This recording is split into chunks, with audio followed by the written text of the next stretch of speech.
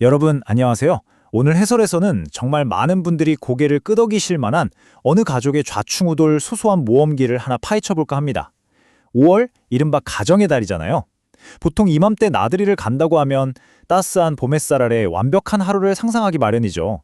그런데 오늘 우리가 살펴볼 이 자료에서는 그런 따뜻한 기대가 생각보다 훨씬 쌀쌀했던 봄바다의 현실과 탁 부딪혔을 때 어떤 일이 벌어지는지 아주 생생하게 보여주고 있습니다.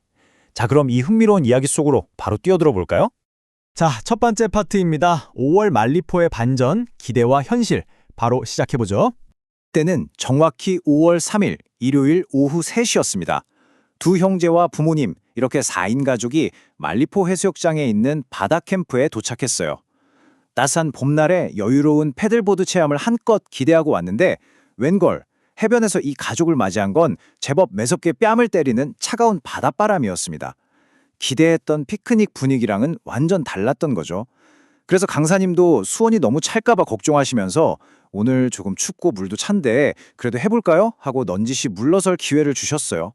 그런데 찰나의 망설임도 없이 두 어린 형제가 완전 단호하게 외칩니다. 할래요? 라고요.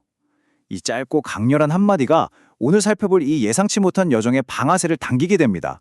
아이들의 그 엄청난 열정 앞에서는 차가운 바람도 별 문제가 안 됐던 거죠. 두 번째 파트로 넘어가겠습니다. 철저한 준비, 차가운 바다를 위한 핵심입니다.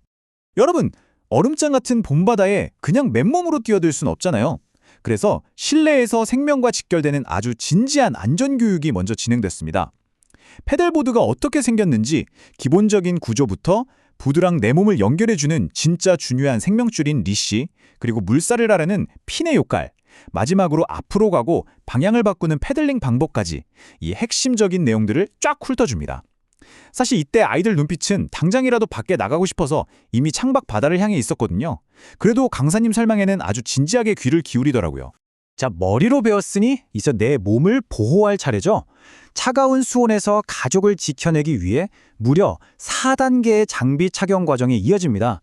체온을 꽉 잡아줄 전신 수트를 입고 그 위에 구명조끼를 단단히 입습니다.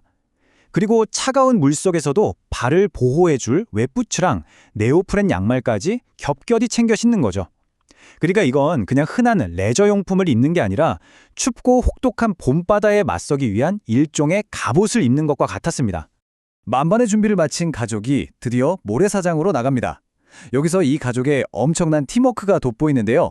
무겁고 부피가 큰 보드는 아버지랑 강사님이 척척 나눠들고 아이들은 자기 몸집만한 패드를 아주 야무지게 챙겨들었습니다. 바다에 발을 담그기도 전에 각자 자기 역할을 완벽하게 소화하면서 하나의 훌륭한 팀으로 움직이는 모습이 정말 인상적이죠. 세 번째 파트, 액션, 바다를 향해. 드디어 본격적인 체험이 시작됩니다. 해변에 딱 도착하니까 설렘의 실전에 팽팽한 긴장감으로 바뀝니다. 물에 들어가기 직전 모래사장 위에서 마지막 지상훈련을 하는데요.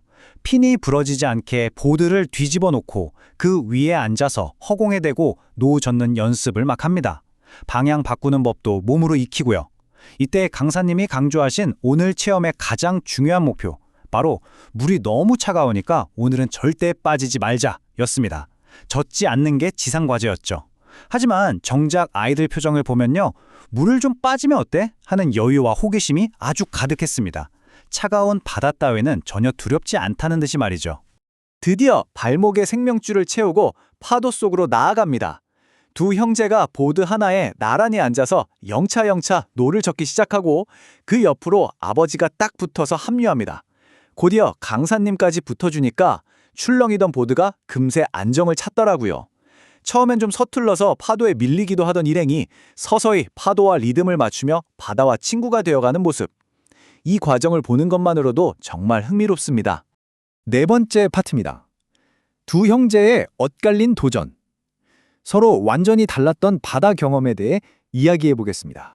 아이 키워보신 분들은 다들 아시죠? 똑같은 상황에서도 애들 반응은 완전히 다를 수 있잖아요. 잔잔해 보이던 바다도 두 형제에게는 전혀 다른 시험 무대가 됐습니다. 5학년인 큰형은 적응력이 완전 최고였어요. 보드도 자유자재로 다루고 심지어 물이 엄청 찬데도 재미있다고 스스로 바다에 뛰어들며 여유를 즐겼거든요. 반면에 3학년인 동생은 좀 달랐습니다. 일단 패들이 동생 몸집에 비해 너무 컸어요. 작은 손으로 그 큰 패드를 컨트롤하면서 물살이 이겨내는 게 어린 동생한테는 정말 쉽지 않은 물리적인 한계였던 거죠. 몸집보다 큰 패들, 마음대로 안 되는 균형 잡기. 결국 이 모든 고군분투가 이 숫자 하나로 이어집니다. 바로 숫자 2인데요. 여러분, 이게 뭘까요? 맞습니다. 동생이 그 얼음장 같은 5월 바다의 실수로 풍덩 빠져버린 했습니다. 아까 강사님이 절대 안 빠지는 게 목표라고 하셨는데 그 미션이 완벽하게 실패로 돌아가는 순간이었죠. 하지만 동생만 고생했냐고요? 고군분투의 아버지가 빠지면 섭섭하죠. 여기 숫자 1이 있습니다. 네, 아버지 역시 중심을 잃고 차가운 바닷물에 정확히 한 번 입수하셨습니다. 덕분에 이 가족의 모험은 한층 더 우당탕탕하고 잊지 못할 추억으로 업그레이드 됐죠. 마지막 5번째 파트, 차가운 바다가 남긴 따뜻한 교훈입니다. 동생이 2번째로 차가운 물에 빠지고 나니까 수온을 견디기에는 좀 무리라는 강사님의 판단하에 결국 체험은 예정보다 일찍 끝났습니다. 바다에 있던 시간은 짧았지만 왜 일찍 끝나야 했는지 그 이유를 짚어보는 게 굉장히 중요해요. 자료를 보면 구명조끼가 온전하게 제 역할을 다하지 못한 부분도 있었고 얕은 수심에서만 활동해야 했던 제한점, 그리고 파도 치는 구간에서 예기치 않게 물에 빠진 점들이 주된 원인이었습니다. 이게 우리한테 알려주는 팩트는 아주 명확합니다. 완벽한 장비 운영이 바탕이 되지 않으면 변화무쌍한 파도 앞에서는 가족의 안전이 순식간에 취약해질 수 있다는 거죠. 이런 뼈저린 경험은 해양 레저를 즐기는 우리 모두에게 아주 실천적인 교훈을 남깁니다. 변덕스러운 봄철에도 가족들이 안전하게 즐기려면 센터들도 진화해야 하거든요. 계절에 딱 맞는 장비로 업그레이드하고 안전장비 착용은 훨씬 더 깐깐하게 관리해야 합니다. 갑자기 떨어지는 수온에 대응할 수 있는 매뉴얼도 필요하고요. 특히 얕은 물이니까 괜찮겠지 하고 방심할 게 아니라 얕은 수심에서도 아이들을 완벽하게 보호할 수 있는 시스템이 구축되어야 한다는 명확한 방향성을 제시해 줍니다. 여러분, 그 얼음장 같던 바다에서 나와서 따뜻한 온수 샤워를 마친 아이들 표정이 어땠을까요? 놀랍게도 짜증을 내기는커녕 입가에 눈부신 미소가 한가득이었습니다. 그 차가운 물에 빠졌던 고생마저도 진짜 재밌는 경험으로 완전히 승화된 거죠. 자료 마지막에 나오는 이 문장, 자연은 준비된 사람에게 언제나 즐거움을 준다. 이 말이 정말 찰떡같이 와닿지 않나요? 오늘 우리가 함께 살펴본 이 좌충우돌 모험기는 아무리 자연이 차가운 놀라움을 던져주더라도 우리가 존중하는 마음으로 철저히 준비하고 다가간다면 결국 가장 따뜻하고 선명한 추억으로 남게 된다는 걸 확실히 증명해 줍니다. 자, 여러분은 다음번 대자연과의 만남을 위해 지금 어떤 준비를 하고 계신가요?